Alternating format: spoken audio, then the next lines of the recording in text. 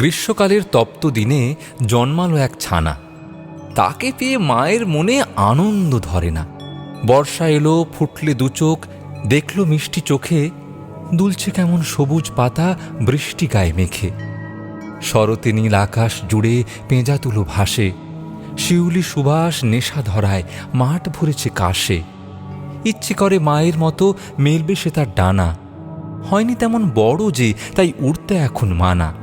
হালকা হিমেল বাতাস নিয়ে হেমন্ত দেয় সাড়া, বন্দি দশা কাটবে কবে মন যে পাগল পাড়া। শীতে শিশির হাসছে ঘাসে, দেখছে বাসায় বসে, কুয়াশার দল বোলায় চামর হাওয়ায় ভেসে এসে। শীত ফুরলে আগুন রঙে ঋতুরাজের হানা, হয়েছে সে বড় এখন, উঠতে নেই আর মানা।